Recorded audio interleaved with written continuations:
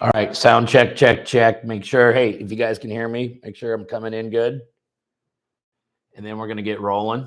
We're going to wait a couple minutes, let everyone come on in and settle in. It's like a classroom, right? Come on in, everyone take a seat. Can you guys hear me? Give me a thumbs up or something like that if you can hear me.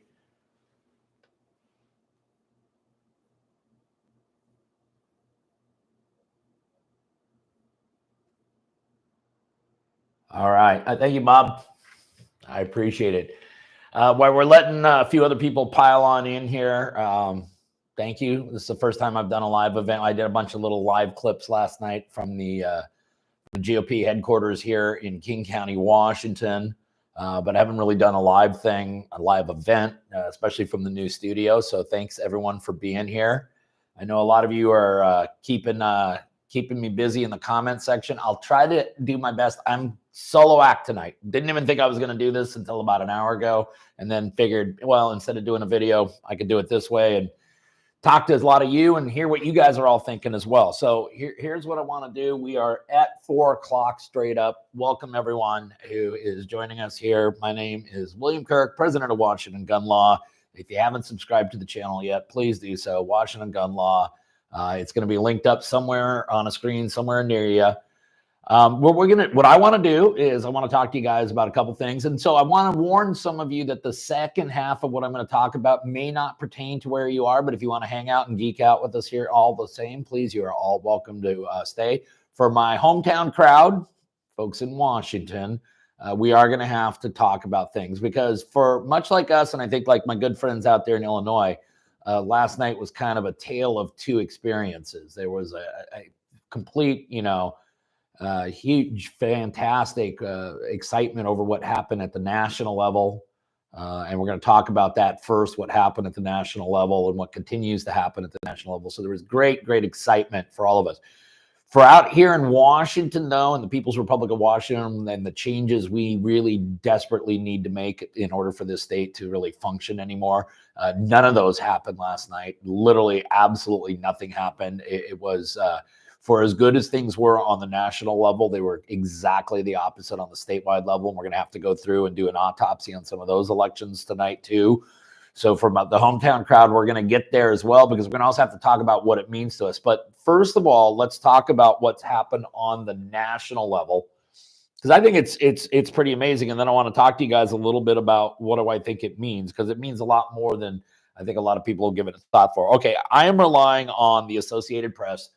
Sorry, I'm just trying to keep where do you go to get objective news? You go to Ground News, by the way, if you want to. If you go to Ground News /Washington, /Washington, you get 50% off at Ground News. So get on over there. But I'm using the AP, okay? And candidly, everyone's coming to the same numbers. They're just coming to them at different times. The AP, as of right now, has Donald Trump at 295 electoral votes, well over the threshold necessary to become president-elect. Vice President Harris at 226. Now, the only other states that looks like left to be called are Nevada and Arizona, and they are both leaning towards President Trump. So it would appear that President Trump is going to easily pass over the 300 electoral vote landmark. That's big. That's big. It really is. But I'll tell you what's even bigger, because again, let me just refresh the results to make sure if the numbers have updated here real quick. But right now, Donald Trump has 72.2 million votes, and Kamala Harris has 67.4 million votes. So Donald Trump, if you really get into the numbers, has about 4.5 million more votes on the actual total vote count. Okay, so that's huge. Okay, and I'm going to tell you why it's huge. It's not huge because it's a political mandate on the popular vote or anything like that, although some will certainly argue that. It's significant because there has been instances in which Republicans have been elected to the White House and yet not won the popular vote. But that's also a reason why the Electoral College was set up, so that the entire country could, in fact, be represented. But and for those of you who might be checking out a video it just came out about an hour ago, and I'm not trying to plug the video, but if you want to geek out on that, you can. But if you just go back in memory, just take a little walk down memory lane, and you take a look at what's happened to President Trump over the years, and you take a look at what he has been through and where he is today, it's not only an amazing comeback story, it's the most amazing comeback story of all time, actually. But what it really is it's a bigger, more significant victory in the history of the American culture war. And let me explain why, okay? And let me give a caveat to begin with. I candidly, going all the way back to 2016, was very lukewarm on President Trump, Donald Trump then, and then President Trump. And although I really liked his policies for the most part, I had a difficult time with some of the personal issues and personality issues and so forth. That's me, and I'm just being honest about it, okay? I had no problem supporting him because the alternatives, of course, were just horrific. So it wasn't really that kind of a struggle for me. As he got into the White House, let us remember that even before he was sworn in, it was Russia, Russia, Russia, Russia, okay? And that's all we heard about for 3 years. The mainstream media absolutely perpetrated that gigantic lie. It was, the Mueller report was going to come out, TikTok MF, Mueller's coming to get you, all this crap. The Mueller report turns out to be a big, gigantic nothing burger. They tried to impeach him twice for non-impeachable offenses. They tried to impeach him without impeachable offenses. The pandemic comes around. They play that to the hilt. That he didn't do anything about it, but when he did do something about it, like a travel ban, that was xenophobic, and they immediately moved to overturn it. Then, of course, he came up with a vaccine, but no one was going to take it until, of course, Joe Biden got into office, and then you basically had to take it at gunpoint. So that was the whole thing they played. They have been employing mainstream media for years now to perpetuate their lies. They've been deploying Hollywood elitists, music industry elitists, everybody every Tom, Dick, and Harry who's got a few $1 million and is willing to just feed from the mainstream trough. They've been out there, and this is a gigantic culture war. This is a bunch of highfalutin, wealthy people saying, well, you all need to listen to us because of our success. We're clearly much wiser than you and need to know how you need to live your life. And this is a culture war that's been going on in the United States for decades. And in some ways, the victim and the perpetrator of it maybe has shifted over the years on their political affiliation, as the Republican Party has really evolved from, in the 70s and 80s, kind of a white-collar elitist type party to really more addressing mainstream middle America, blue-collar America. And at the same time, because their financial policies remain to be consistent, they do address white-collar America as well. And so they really have evolved as the Democratic Party has kind of turned, what I like to call turned outward, and started looking at all the lunatic fringe around the outside and kind of paying their attention to that. But despite the fact that mainstream media and every other piece of culture war has been perpetrated against Donald Trump, and even though I can be critical of Donald Trump for a lot of things, there has been no president that's ever been mistreated. There's been no president that's ever had more lies perpetrated against them. There's been no president that's ever had to endure more crap in 4 years than what Donald Trump had to endure. And yet for him to come out from all of that, and let's face it, they tried to kill him twice too, right? I mean, they did.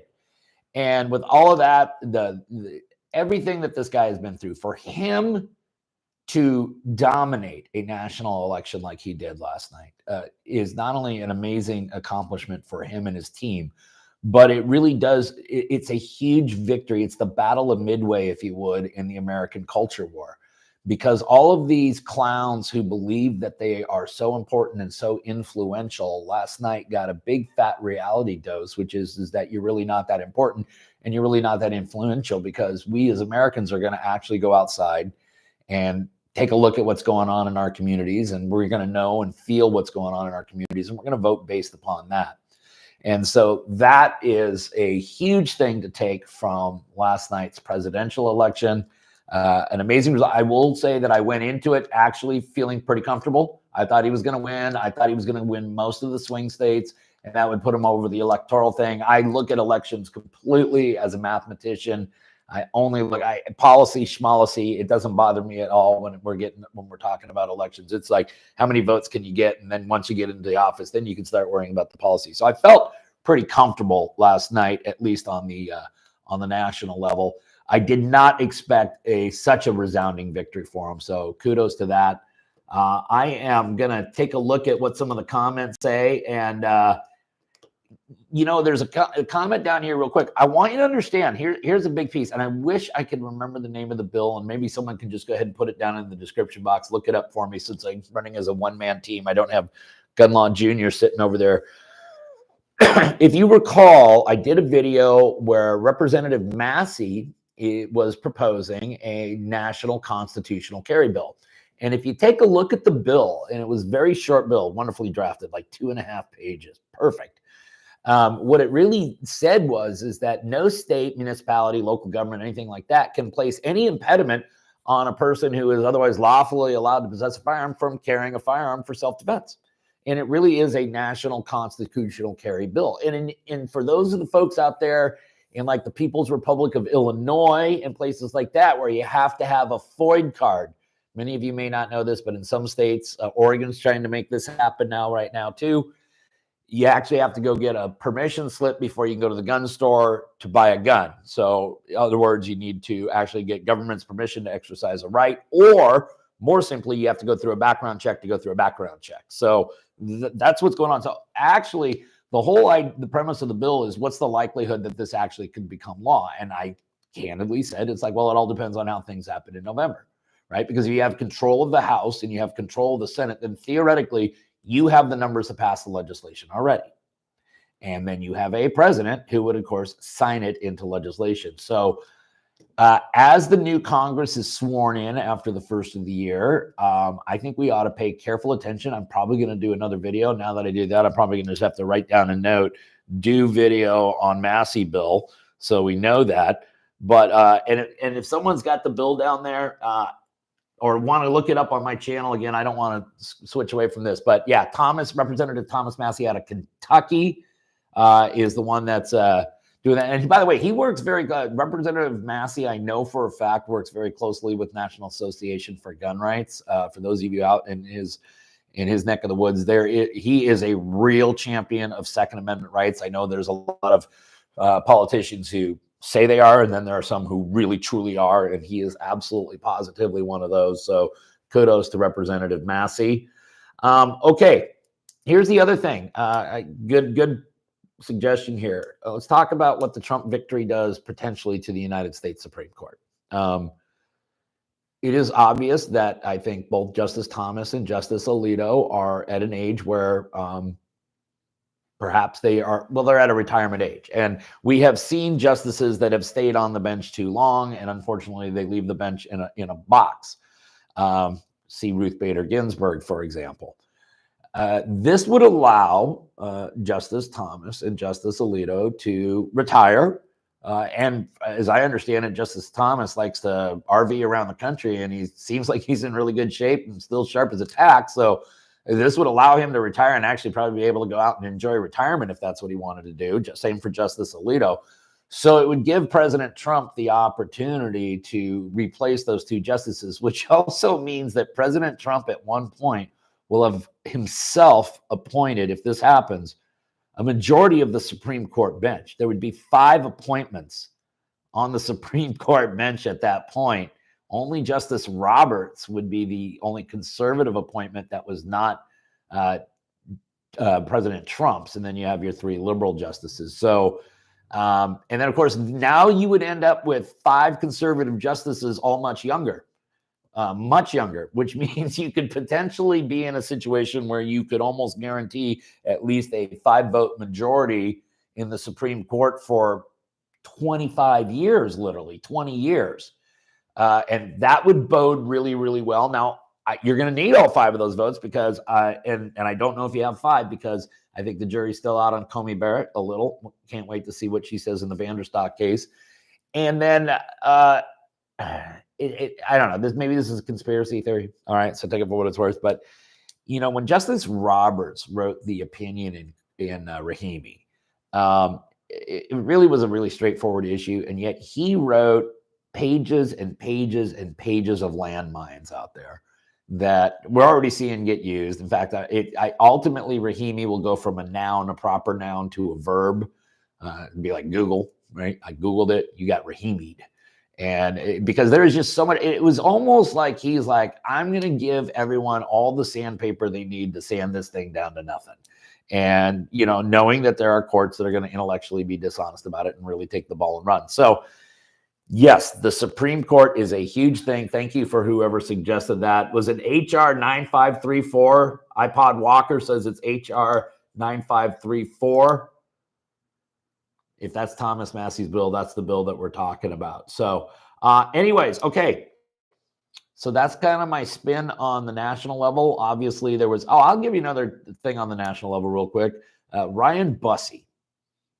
If those of you who don't know who Ryan Bussey is the Benedict Arnold of the firearms industry. He worked in the firearms industry for several years, then realized he could go work for anti-gun groups as the insider, you know, who's now giving him the scoop and make a ton of money doing that. And so Ryan Bussey has been a political hack, turncoat political hack for the Everytown Bloomberg groups, everything like that. Okay. And his fingerprints are all over every significant piece of gun control legislation. His fingerprints are all over every single significant piece of gun control litigation. The guy is just, like I say, he's a two-bit hack when it comes to Second Amendment issues. He had won the Democratic nomination for governor of Montana. He got wiped out last night by Governor Gianforte. I hope I said that correctly. So kudos to the folks in Montana. If I got any Montana viewers out there, let us know. Yeah, you guys kicked Ryan Bussey's ass, and that is awesome. So there's some national stuff. Now, I'm going to go through actually, here's what I'm going to do. I'm going to check out a few questions, see if I can get a couple things going on that. And then after that, I got to turn to Washington. So if you're just tuning in, I just kind of finished up on, If you just tuned in, I just kind of finished up on the national stuff. Of course, this will be up later on for replay. I am going to get to the Washington folks and the carnage that we're suffering from out here. And the ATF. Okay. Is Donald Trump going to end the ATF? I know a lot of you want him to. I don't think it's going to happen. I do not think it's going to happen. I could go on forever why it does. Here's what the ATF could be done, though. Is it going to be just put back in the garage? Okay, you fire Steve Dettelbach, political hack, candidly doesn't know jack squat about firearms anyways. You get in somebody of the proper mindset, and I have no problem if ATF is going after criminal enterprises. That's my opinion. Maybe you guys disagree with that. But, you know, let's put them back in the garage and leave the lawful and responsible gun owners alone. If there is a push to make something illegal, well, that's great. Let's try to pass it through Congress, and then we'll duke it out there, just the way, you know, our founding fathers set it up to. Don't be letting an ATF attack dog off the leash and let them just write rules that theoretically turn Americans from lawful to felons overnight, because that's what's been allowed to happen. A playbook written under the Trump administration, by the way, but executed quite frequently under the Biden administration, would have been executed with alarming frequency had there been a Harris administration. So do I believe there will be an abolishment of ATF? No. Do I think that there will be a significant leashing up of the ATF and a redirection perhaps where the resources should be going? Yeah, that would be a much more efficient use of resources. Hey, from Alaska. Alaska, I want to come up there next year and do a thing with you guys like on the summer solstice. But what I need to find out is where's the northernmost FFL in your state? That's the place I want to be for the summer solstice.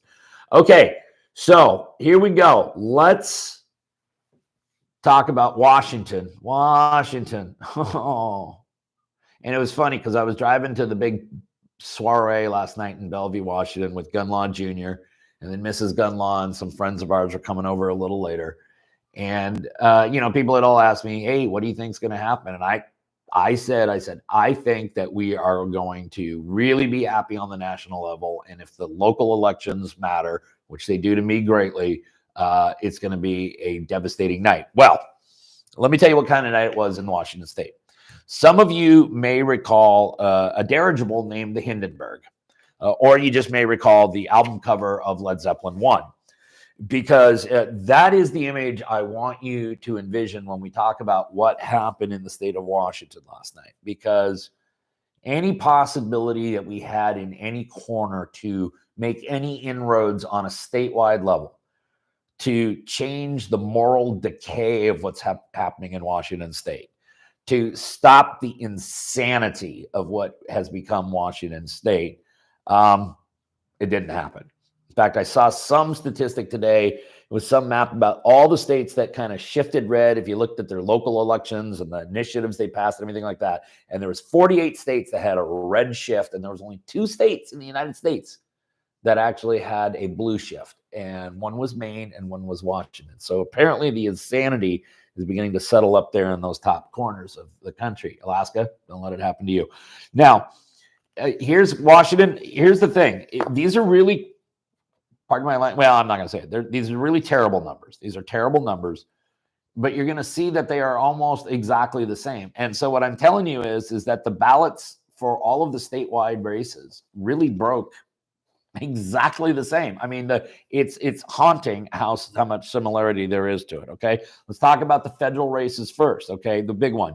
It was Maria Cantwell, multiple-time incumbent, against Dr. Raul Garcia, personal friend of mine, and a guy who I think very, very highly of. I thought he had a great message about the fentanyl crisis, a fantastic message. Knowing him personally, I also knew what an intellect he was. He had a very compelling story, having escaped from Cuba. But here, the bottom line is, and again, these numbers were run maybe an hour and a half ago, so they probably changed a little, but not significantly.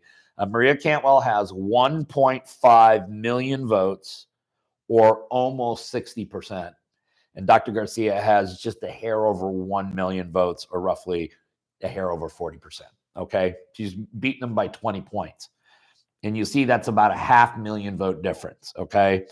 Now, when you start taking a look at the other statewide races, and for example, let's take a look at the governor's race. Okay. The governor's race was an interesting race. We had a lot of activity that actually happened during the primary as well. And so, and of course, now I can't find the governor's race in front of me, but if you take a look at the governor's race itself, you're going to see that the numbers are roughly the same again. You're going to see about 1.5 million votes for Ferguson. You're going to see about 1 million votes for Dave Reichert. The percentage is going to be, I don't know, somewhere 16, 17% beating. I will also point out, and this was great debate. Oh, here are the numbers right here. Hey, I found them. All right. So Ferguson has 1.5 million votes, or 56.8% of the vote. Reichert has 1.15 million votes, or 43.2% of the vote. He's down essentially 365,000 votes, with most of the votes counted. There was great debate in the state of Washington about whether or not a really conservative candidate was the best thing to run in Washington state, like what we had 4 years ago. A gentleman named Loren Culp, with law enforcement background himself, similar to Dave Reichert, or Dave Reichert, who was definitely more of a middle-of-the-road Republican. And that's just, I'm not being critical or complimentary of either one. I'm trying to be objective as how we're talking about this, okay? Because I actually know both of them. I know, and I like them. So, but here's the thing. You take a look at Loren Culp's performance 4 years ago, who, by the way, also ran on a much smaller budget, I would point out. And you take a look at Dave Reichert's performance this year on a much larger budget, and Dave Reichert did not outperform Loren Culp. He just didn't. That's just the numbers. Okay, I'm not trying to praise Loren Culp. I'm not trying to rip on Dave Reichert. I'm giving you all food for thought. But the truth of the matter is that Loren Culp ran about the same numbers with the shoestring budget campaign compared to this, and a much more conservative message. I don't know what you want to take from it. I know that there are some people in the Bird campaign that really felt that the conservative message was there. I'm not trying to ruffle the bird feathers, the angry birds, as we call them sometimes. I absolutely admired their passion. I actually thought their candidate had some good messages, some really good messages. There was great debate between the Reichert folks and the Bird folks about who's the better person that can be nominated. I took a side in that argument. I believe that somebody who was more pink in color rather than deep red had a better chance of winning a statewide election. I am less than impressed with the campaign that Dave Reichert ran. That being said, he didn't do anything special, did he? He did not do anything special. He got his ass handed to him, just like just about every other state candidate. Let me give you a couple of other examples. Okay, the race that I absolutely invested the most time in, the race that I absolutely cared the most about, the race that actually involves a person that I would call a close personal friend. That's Pete Serrano for Attorney General. And Pete and I have had some conversations in the last 24 hours. We were together last night. I feel very blessed to have been able to work with Pete I feel even more blessed to have met his family. He's got a fantastic family. Met his mom and dad last night, which was awesome. Pete ran a campaign with literally no budget. His campaign was his Twitter account and my Twitter account. Okay. And with that in mind, let us remember that Pete Serrano got more votes than any GOP candidate in the primaries, which was pretty freaking awesome. Okay. But he too is getting kind of wiped out now by Nick Brown, because the vote total has Nick Brown at 1.4 million votes and Pete Serrano at 1.1 million. So I think if you take a look at a percentage standpoint, right now Pete's getting beat by about 12.5 percentage points. Pete probably is going to perform better than any GOP candidate in the state of Washington. And again, knowing how few people and what little resources there was there for Pete, and I am being a little critical because I thought there was not the individuals, I thought there were parties and other things that could have got behind Pete a little bit more. Pete ran himself one hell of a race. And I want you all to remember that name, Pete Serrano, because I don't think it's the last time you're going to hear it. Steve Hobbs, who, again, you're going to see the same number. Steve Hobbs, Secretary of State, 1.5 million votes.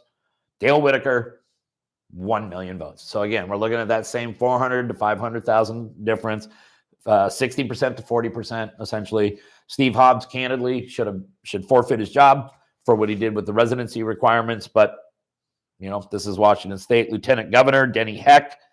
Denny Heck, I thought was in a pretty good position. He had a very good challenger.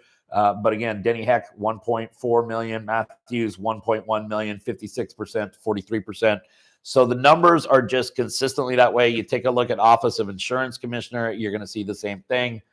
So Washington, what I told you months ago is there was this trifecta of races that if you really like your inalienable Second Amendment right, which is the focus of Washington gun law, everybody's inalienable Second Amendment right. But we started as a Washington first channel, and they are the hometown crowd. And I always got to take care of the hometown crowd because we are shooting live right here from Juanita Beach down here in Kirkland, Washington, right? So I said there were 3 races where if we lost all 3 of these, God help us.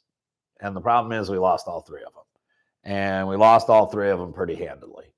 Okay. Governor, Jay Inslee was kind of the useful idiot. The evil mastermind behind everything was always Bob Ferguson. He now sits on the throne of the state of Washington. And I can say throne because that is how this particular political movement treats that office of governor. Okay.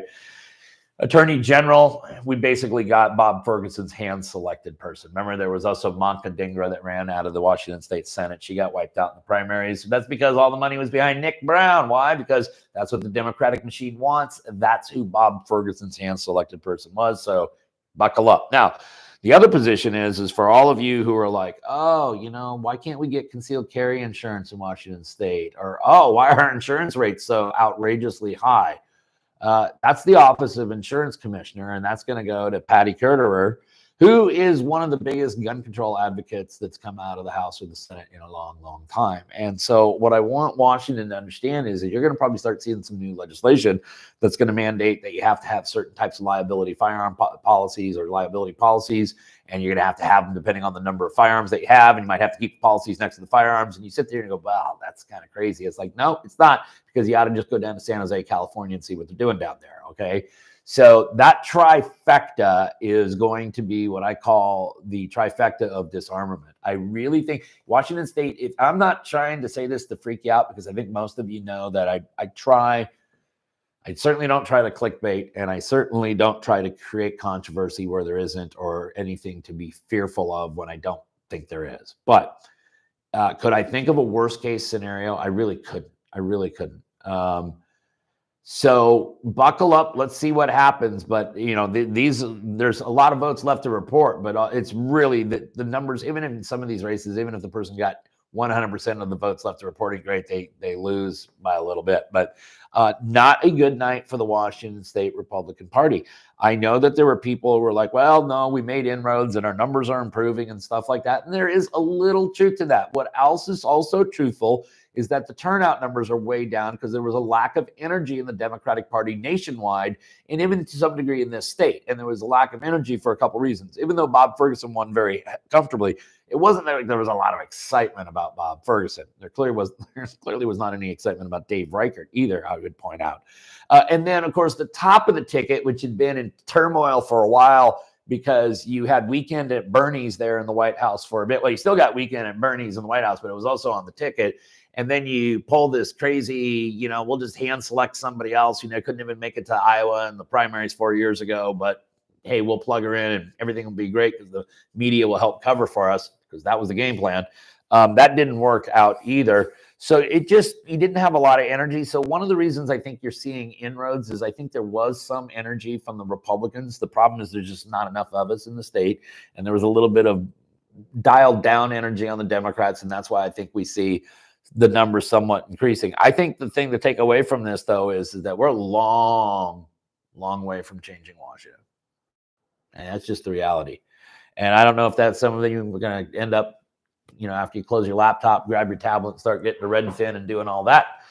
Maybe I'd be contacting my graphic design department and figuring out what the new Idaho gun law logo looks like. I'm just kidding. But I'm worried now. Let's give it a chance. Let's give it a chance to see what happens. We got a legislative session coming right up over the first of the year. That could be real interesting. And I think that that's going to give us a real flavor for what we have in front of us for the next 4 years. But, honestly, in this state, the way we become a uniparty state, I think that Governor Inman in the first 4 years can run just as much to the left as they want, because I don't think there's anything stopping them in the state right now. I don't know if we have to just completely crash and burn before we change direction. And I don't know what crash and burn looks like, because I look at California and they seem to have crashed and burned multiple times, and yet they continue down that path as well. So that is my take. National, awesome. State, 2 thumbs down. There you have it. All right, I'm going to take a few questions, and then what time is it? Oh, we only been doing this for 30 minutes. So we'll hang out for a few more minutes, see if you got any more election stuff. Maybe someone's got some idea, and I'll spit out some more crap for a bit. I do appreciate all you guys being here, and gals. I appreciate all of you being online with us tonight. What's it like for those of you on the East Coast? What's it like to actually try to watch an election on the East Coast? That's got to be. I mean, do you just sleep all morning and then just dump a bunch of caffeine in you at night, because you got to go until 5 or 6 in the morning to have to figure out what's going on? At least I remember I was still up at 2 o'clock. Well, I was up at 2 o'clock, and so we had a suite over at Bellevue Hyatt, really nice suite, because I thought this party was going to go all night. And unbeknownst to me, the GOP only rented the room until 11 p.m. And things are just getting kind of rolling around 11 p.m. And even though I'm not there to party, I'm there to cover the event. I like the festive atmosphere. Well, now all of a sudden it's like, hey, listen, you people don't have to go home, but you can't stay here, and they kick them all out. So we go up to the hotel suite to see, we're waiting for all the networks to call it, and it's taken forever. So I end up driving home, crashing, laying on the couch to watch it there in the family room. And Gunlawn Jr.'s up there in such a good mood. He is a big Trump guy. He's up there cranking country music all night. I want to just go up and tell him to shut the hell up. But, I'm kind of happy. He's my 20-year-old kid. It's his first presidential election he got to vote in. He's been a big Trump guy since Trump came along back in 2016. So it was a good night for Gunlawn Jr. That's for sure. Okay, yeah, the mag bans. Listen, here's the thing. The mag bans for you Washington folks. Let's just talk about all this, because I got folks in Washington. I got folks in Illinois. I'm sure I got folks in California. Let's just get kind of to the skinny on it real quick. For all of you who are living in jurisdictions where there is an assault weapon ban, I'm using the term because that's how your state calls it. It's some automatic rifles, some pistols, some shotguns. I get it. It's all kinds of things. But just remember this one name, Snope. Okay, that's the only thing you got to remember. There is a case. It's come out of Maryland.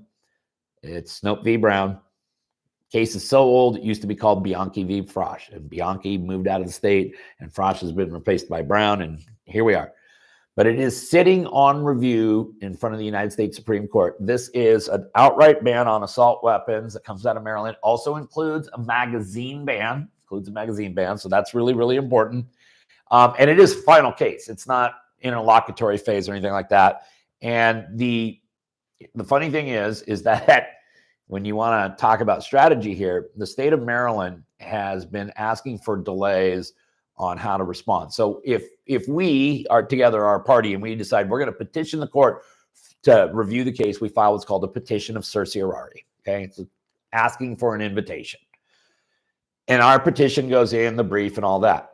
Now, there are other people who can say, hey, we're going to file a brief also in support of their petition, and that happened 11 times. So the Supreme Court has an original petition plus 11 more petitions from GOA, FPC, NAGR, all those really awesome, worthwhile organizations, right? All right, so now the state of Maryland, their material's due. They're like, we need more time. So the court gives them another month. Then they say, we need more time. And they wanted that more time to be way after the election. And the court said, no, but we'll give you a couple more weeks. That couple more weeks is coming up to the end on November 12th. Okay, so the state of Maryland has to respond. And what their response basically is, hey, Supreme Court, here's why you shouldn't accept review. Here's why you should just ignore it and leave the ruling of the lower court because the court got it right. All right. And I think it's going to be a tough argument to make to this particular Supreme Court. So if the Snopes case is accepted, if it goes into conference before we get to the holidays and it's calendared on the spring term, early winter term of 2024, you would have a ruling by summer of 2020, early 2025, ruling by summer of 2025, early summer, okay? If it gets punted down, it may not end up on the calendar until the fall of 25, which means you're not even getting a ruling now until the summer of 26, okay? What I think the strategy that Maryland was trying to play, I think it's the same strategy they're playing in California on the Miller case, on the Duncan case, is this. Well, if we could have just delayed it until after the election and then the Democrats win and then maybe some judges decide to retire anyways, all of our bunch of ifs, then we could get this in front of the Supreme Court with the court stacked in a different direction. Those plans have officially gone completely out the window now, haven't they? Completely out the window. So if ever there is a time to get assault weapon bans, magazine bans, pre-purchasing licensing requirements, some of the sensitive places areas that we got, some of the restrictions on nonviolent felons and things like that. Yeah, cannabis users. Yeah, this is it's go time. It is go time. So the Snopes case is the case to watch, and it's all you got to know. On a side note, there's a case out of Delaware called Gray v. Jennings. That case actually is not, it's an assault weapon ban case. It's in an interlocutory phase, which again is just fancy lawyer words for it's like around halftime, early third quarter. And that is about whether or not an alleged violation of a constitutional right like the Second Amendment constitutes enough to issue an injunction. It's a little more complicated than that, but I'm trying to simplify it here so we just can talk about it. And in all other jurisdictions, circuits around the United States, if you allege a violation of a Second Amendment right and the court believes you're likely to prevail, the irreparable harm is met by alleging that it's a violation of a constitutional right. In the circuit that Gray v. Jennings comes out of, they're like, well, it might be a violation of a right, but it doesn't necessarily mean it's irreparable harm. And everyone else is like, huh? Because any other constitutional right it is, and this one it's not. And the circuit's like, yeah, that's right, it's different. So you have theoretically a circuit split. All these other circuits treat it one way. This court treats it differently. And the Supreme Court has asked for Delaware to respond to that no later than November 23rd, which means you can theoretically, if the Supreme Court just finally said, you know what, F it, let's just answer all of these issues once and for all. Let's take an assault weapon ban case that's got a magazine ban with some injunctive crap to it as well. And we can just issue one big, huge omnibus ruling on it. That would be one way to do it. Now, do I think the court wants to take on such a heavy lifting project? No, I don't. I certainly think that this Chief Justice has shown a willingness in some degree to take on some heavy lifting, but there's no court that's ever wanted to just accept all of this stuff. But you have some younger, more conservative judges, and you have a couple of judges who may be on their way out that just want, one last hurrah. And so that might be a really, really good thing. So I think that's the case to watch. Snopes v. Brown. That's what you need to be looking at. By the way, if Snopes v. Brown is accepted, for all you guys living in states like California, where you got Miller and Duncan, and Washington State, where you got all of our challenges, all of those are going to be stayed. The courts are just going to hit pause buttons, and then they're going to be like, well, we're just going to wait for the Supreme Court to roll. Okay? Because again, if you're one of those courts, why reinvent the wheel? It's about to be made for you, so just shut up, let them do it. And at that point, it gets interesting. You're going to see some of these intellectually dishonest courts, like the Ninth Circuit, Seventh Circuit, stuff like that, be like, okay, well, I know the Supreme Court said most definitively it's this, but did they think of it this way? And that's when we'll start seeing states writing like, Snope response bills or something like that, just like they did Bruin response bills. So, anyways, that's that. So, hey, by the way, if you guys ever want to know an argument about how crooked they can actually be sometimes in writing legislation, here's a good little trivia question. There's a case out there called Hodges v. Obergefell.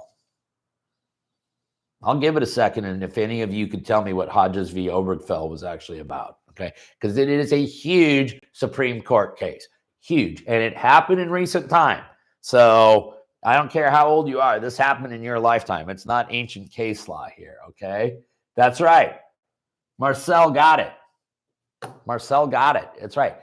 Hodges v. Obergefell is a case that said that homosexual couples have a constitutional right to engage in marriage, okay? And it was a very controversial issue at the time. In fact, in a couple of at least one presidential campaign, there was a big deal. And I think that if you all are honest with yourselves, some of you may still be opposed to it. Some of you may have evolved on the issue. And I really don't care where you come down on that issue. You get to be you on that, okay? But we can certainly understand that when the Obergefell decision came down and said that homosexual couples do have the right to be married, that there were some states from a philosophical and political standpoint that really did not agree with that. Can we agree on that? There would have been states, Arkansas, Oklahoma, Mississippi, these very deep red conservative states where a large majority of citizens would have been like, I don't agree with the Supreme Court. Okay? How many of those states wrote an Obergefell response bill? Right? How many of them are like, well, we know the Supreme Court can do that, but we ain't going to be able to do that around here in Alabama. And you tried to draft an Obergefell response bill. Not a one. Not a single one. And had they, I think most of us would have been like, whoa, time out. What are you doing? The rule of law, because we actually respect the rule of law, unlike the other side that just spits it out like, a term, but they don't understand what it means. Right? And yet when the Supreme Court announces its Bruin decision, you literally have state legislatures drafting what's called a Bruin response bill. It's a gigantic, hey, Supreme Court, go F yourself. That's literally what it is. And what it did is it said, okay, well, if we have to give a license to people because you make us go shall issue, so now we got to give licenses to people, what we'll do is we'll just make sure that there's no place in the state that the license is any good. And that's exactly what they did. That's what they did with the Concealed Carry Improvement Act. They call it the Concealed Carry Improvement Act in New York. So what they did with Senate Bill 2 in California, okay? And that's what they're going to, Washington State, buckle up for this legislative session, because we'll do a whole separate Geek Out session on what's coming on that. But I'm going to tell all of you to bring a barf bag to that one, okay? Because I got some information, and then I just, you can read the tea leaves, take a look at what they've taken a run in at the past. They're not done with it. Here they come again. So anyways, I'm going to take a few more questions, and then I'm going to let you all go because, by the way, how many of you watched, I want to know this, how many of you watched a full-time streaming presentation last night on the election? Because Gun Law Jr. and I, when we were in the hotel suite, we went and checked out like Charlie Kirk and Ben Shapiro, and we even went to Alex Jones's, okay? And every one of them had, seriously, when we were watching them, over 2 million live viewers streaming on that, okay? Doing a lot better than Washington Gun Law Live. But that's fine. I get it. No, and at one point last night at about 2 a.m. West Coast time, my kid told me that Alex Jones was still going and had 3.2 million viewers at one time on that channel. What would it be? About 5 a.m. on the East Coast. I mean, amazing. And I think that the one thing I want all of you to realize is that if it weren't for the independent journalists, like for all of you out in Illinois, a guy like Greg Bishop, right? For all of you here in Washington State, people like Brandy Cruz, Ari Hoffman, Jonathan Cho, all of those people just out there, many of which got started on their own dime, just created their own platform, okay? You know, the independent journalists, the Michael Eastons of the world and all of that stuff that are out there doing the work. What an amazing service that they're doing for us now, because it's literally the only way you can actually figure out what's really going on, right? Because there is not a single mainstream media source that's not giving it to you on a slant. Okay. And that includes Fox News. I just know what slant they're giving it. That's why I watch it for entertainment. I don't watch Fox News for news. I watch it for entertainment. I find it to be thoroughly entertaining. I found it more entertaining when Tucker was there, but that's me. Okay. So ultimately, I hear a beep. Okay, so ultimately, listen, here's the thing. Washington State, we're going to be doing some extra work. We're going to be geeking out, talking about some stuff that is or is not going to happen. Start reading the tea leaves. I'm going to start talking to Jim Walsh, president, chairman of the Republican Party, sometime after he gets his voice back next week, and see what he's beginning to read the tea leaves on. Illinois, for my viewers out in Illinois, keep your ears peeled. You got a possible injunction coming. And again, if you watch my videos, there's a chance you could line up, connect the dots just right, and take legal possession of a semi-automatic rifle. During that time, you would still never be able to register the firearm under that portion of the PICA law, but apparently most of you absolutely do not care about that at all. New York, for the New York viewers, hey, huge win in the public housing case. The state of New York essentially just conceded the issue. That's a massive win for anybody living in federally subsidized public housing or state public housing. So huge win out of New York. So I know that for some of you who are in states like mine, California, you know, Illinois, you really honestly think that the Second Amendment is on life support. And in some ways in your state right now it is. But trust me when I say this, because I try to have to take this 35,000 foot view on it too. No, the Second Amendment is alive and well. It is prospering in many areas of the country. Don't believe me, we've gone just from a handful to 29 constitutional carry states in about the last half dozen years, okay? You take a look at the fact that every single ATF rule that's been promulgated other by Trump or Biden has all been struck down. California continues to get its ass handed to them at the lower courts. Yeah, the Ninth Circuit comes in, swoops it up, and fixes it for it. But if you really take a look at where we sit, the Second Amendment is alive and well. There's a lot of worthwhile organizations out there fighting like hell to preserve your Second Amendment rights. Check them out. And like I say, the criteria I always use is, hey, whose names do I see on the pleadings when I'm talking about lawsuits? I mean, because that tells me they're actually in the trenches fighting for you. So, you know, it's NAGR, it's Firearms Policy Coalition, it's Gun Owners of America, it's the Second Amendment Foundation. Those four consistently put their money where their mouth is. And then if you want to know what firearms manufacturer has a tendency to write the most amicus briefs, and you can do the research for yourself. If you want to know which firearms manufacturer on their own will file amicus briefs, it's actually Palmetto State Armory out there in South Carolina. So anyways, all right, listen, I'm going to get rolling. I hope all of you guys had fun last night. For my Washington folks, let's buckle up. Let's get together. Let's figure out how we're going to survive this, or let's all just, you know, buy stock in U-Haul and profit from that. To the rest of the folks around the country, good work to everyone last night on the national level. I hope in your local level you were happy with the results as well. The last thing I want to leave with all of you is this, is that you've seen me in the last few years go from the big, huge law office with the corner window to now a nice little comfortable suite. And the reason is because I, by design, have been able to wither away and get out of my law practice for the most part and become a full-time content creator. And I did that for many reasons, but one of the reasons is that at my age and having one kid already grow up and leave my house and another one rapidly doing it on me, I was in a position where I really didn't want to be a full-time trial lawyer anymore. I'd done it for 25 years. I didn't want to be a full-time HR director and all of that stuff. And then I'm supposed to be a dad and a husband. And candidly, I've shirked my responsibility and paid too much attention elsewhere.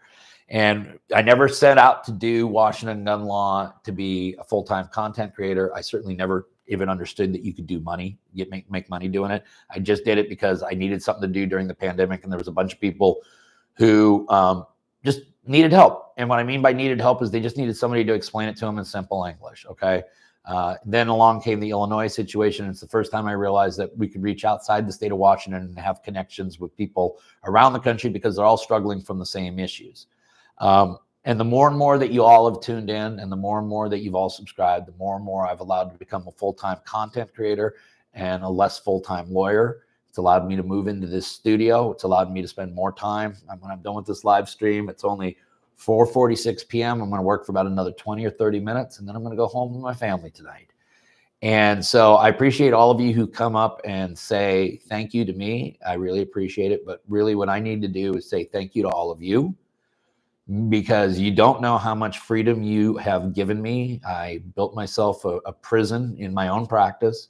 It was lucrative, it was, but it was incredibly stressful, and it took away too much from my quality of life. And I am enjoying this so much more. I enjoy so much more working with people such as all of you chiming in on the comment section here than people who, you know, don't want to accept responsibility for their actions. So I want to thank all of you very much for supporting Washington Gun Law. I will keep trying to keep it down the middle for all of you so that you can decide what it all means and what weight you want to attach to it.